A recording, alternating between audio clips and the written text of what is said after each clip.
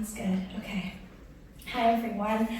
I wanted to start off by saying thank you to everyone that is here for me and my family today. To my father for being by our side. To my mother's family in the Philippines. Her sisters, brother, cousins, nieces, nephews, coworkers, and friends. Thank you for molding her into the mother that she became for all of us.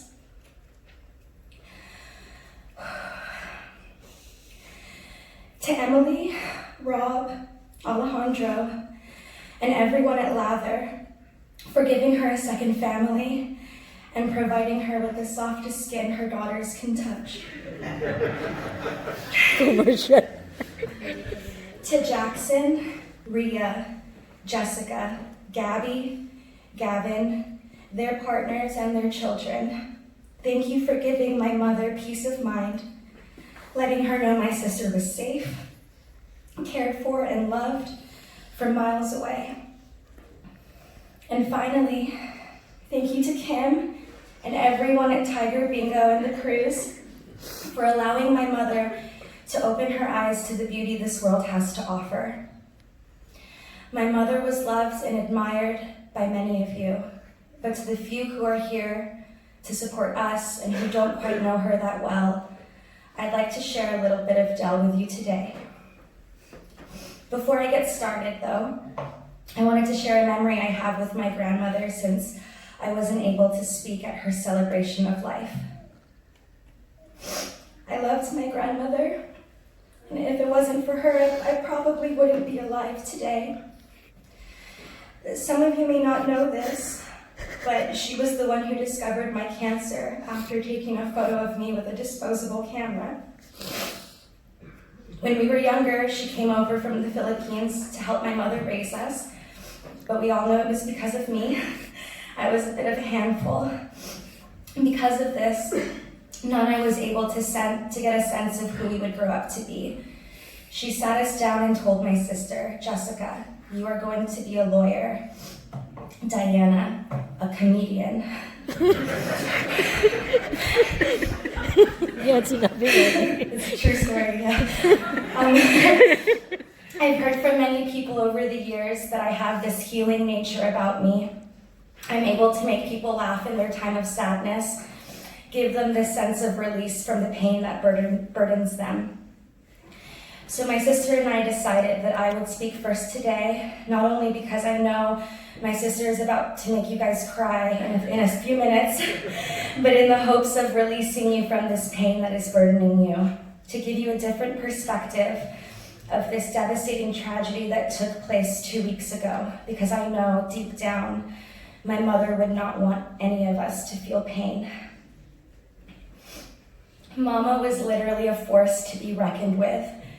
Whatever emotion she felt, whether she was happy about winning bingo, sad that my sister and Jackson were going back to San Francisco, or mad that I didn't clean my dirty dishes.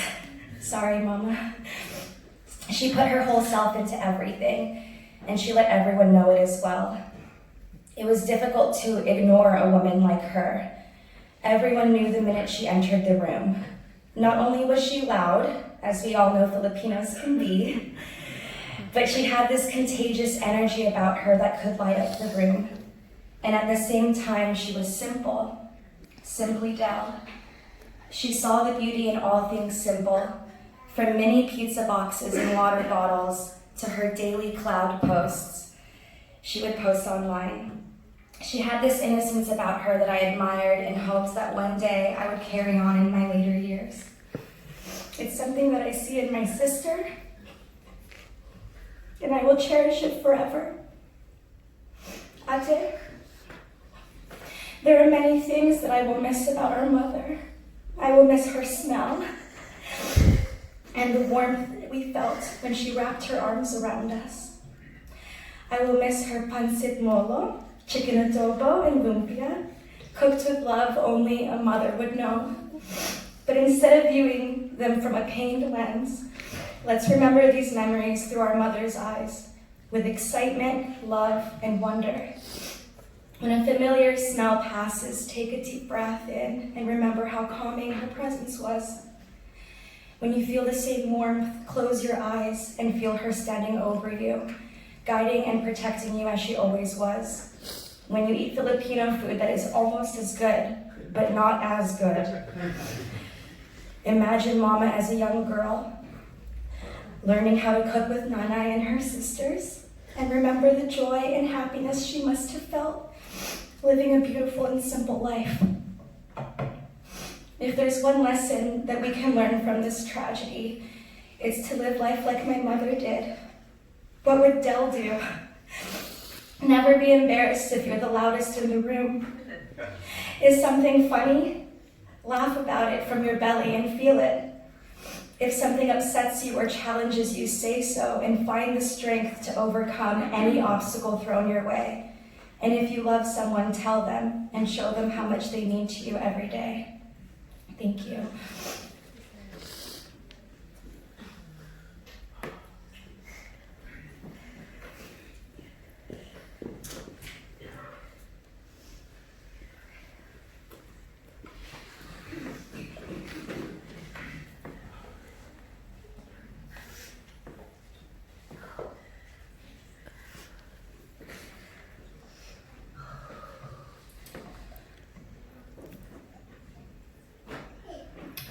My mother loved us fiercely. I love her fiercely. Everything I am is because of her. I turned 30 years old exactly a month ago today. When my mother was 30, she was on a plane to the United States, the first to settle here for a new life to help her family back in the Philippines. My mother and her family of 10 grew up in intense poverty. She told me as a child she would cut out clippings of watches and other jewelry from newspapers and paste them around her wrists. Bananas with rice was a common dinner they shared. They didn't have a television, so her and her siblings would sneak to their next door neighbor's window to catch a glance of theirs, only to be shut out by the curtains. When she made it to America, she sent voice messages through cassette tapes back to the Philippines to keep in contact with her family. Sometimes it took more than 2 weeks to hear her family's words of comfort and praise. I draw parallels between my mother and I know at the age I'm at right now, I couldn't handle the separation with as much grace, hope, and determination. I try to imagine my mother's loneliness during that time, and the beautiful burden of responsibility her and many other immigrants confront and persevere through, where the sacrifice and levels of uncertainty are unimaginable and dreams are not promised. I remember when I was 20, my mother visited me in Paris while I was studying abroad, and she was so fascinated and impressed by my ability to learn the ins and outs of the Paris metro system, as if she'd never seen anything like it before. But she learned the ins and outs of Los Angeles, of an entirely different country and culture, when she didn't have anyone to support her, anyone to truly guide her. She did it on her own, and she never gave herself enough credit. What incredible resilience to face the unknown for the sake of lifting her loved ones out of poverty. She met my dad, Art, and they fell in love and had me when she was 33. She had my sister 20 months after. She loved to dress us up like twins and showed us off whenever and wherever she could. She took countless photos and videos of us singing in English and Tagalog. In my deepest moments of grief, where I feel like I'm somewhere else entirely, I see her combing my hair before going to St. Dominic's School, helping me dress in my uniform, guiding me through the aisles at Staples for school supplies, and attending every school function and chaperoning opportunity, choir rehearsal, decathlon, sporting event, and talent show, just to be with us, to have a front row seat in watching us grow. During our summer vacations, she created these terrific spelling bees for me and my sister and Arnell, our cousin, and forced us to write essays whenever my sister and I fought with each other. She always wanted to be a teacher, and each summer afforded her that experience. Everything to her was a learning experience, and everything she did was fun and out of love. We truly had a beautiful childhood. My mother and father would throw these magnificent parties with delicious food, games for the kids, and karaoke. Family was everything to my mom. Christmases, Easters, and New Year's were fantastic, and so were weekends and lazy days at home. She made a huge effort to show us that every aspect of life, big and small, needed to be celebrated. Woven through my mother's story is lifelong strength I aspire to attain. Upon meeting her, you'd never guess she lost her youngest sister when her sister was 16, and 2 months later, her father, only for history to repeat itself before her own death, losing her mother and brother just months apart. You'd never guess she endured heartbreak during my parents' divorce, and how she threw herself into the bingo family she created and her exciting new job at Lather for support. She was proud of her 17 years working at Lather, the people she worked with, and the mission the company stood for. My mother found a way to persevere through her struggles, to find cracks in the multitudes of grief so genuine positivity could shine vibrantly through. She was so bubbly. How could a tiny woman like her fit so much joy inside? We both share that intense childlike curiosity and enthusiasm for all things, and those qualities will forever be my proudest traits. My mother was loud, like really, really loud. She lived by her bingo mantra, yell loud and proud. And you could hear her laughter bounce off the walls and vibrate right through you. Her cooking was the best in our family and even rivaled her own mother's cuisine. She cooked because she loved you, because when she was a child, she often went to sleep with her stomach empty. So she stuffed ours, our families, our friends.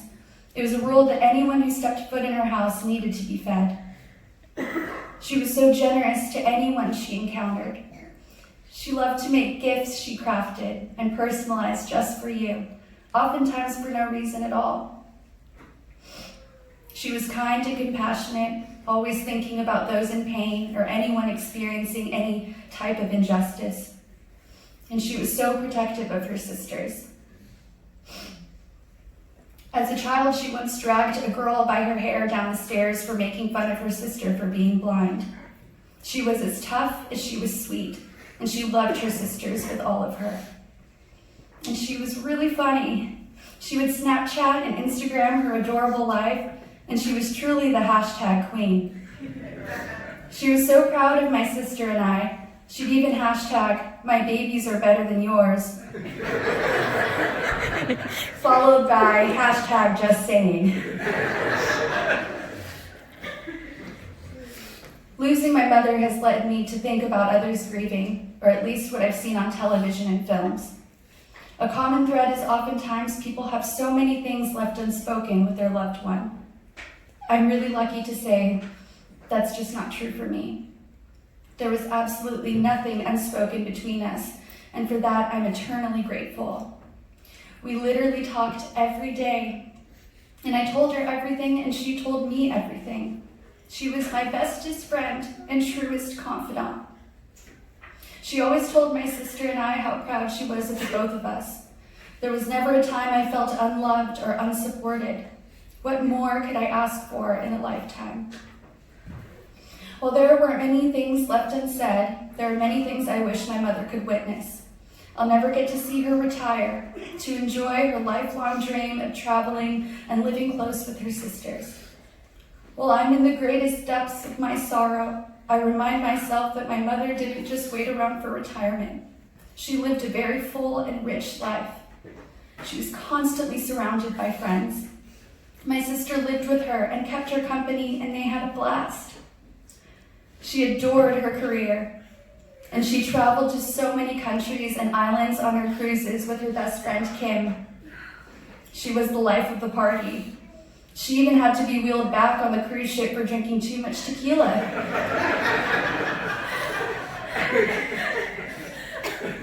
She lived a life full of adventure, and I know she gifted her wanderlust to me. Mama, it pains me to know I will never hear you call me Anak, your name for me. That you'll never see me marry the love of my life. That you'll never see my belly grow when I'm pregnant.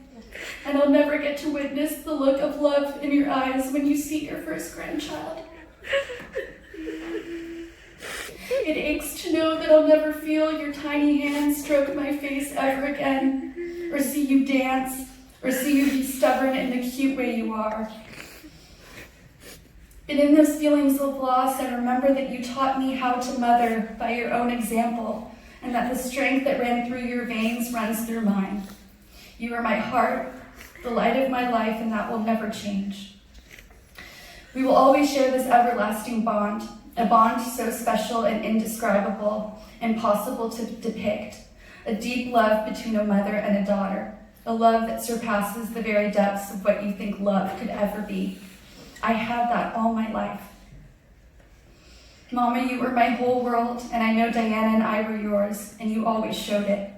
You never failed to cheer us on, to show us off, to tell us to our faces, through little Post-it notes, through letters, through Instagram posts, that we were your babies, that you loved us and you were endlessly proud of us, including all of our mistakes, our missteps, even moments when we strayed away from you and from ourselves.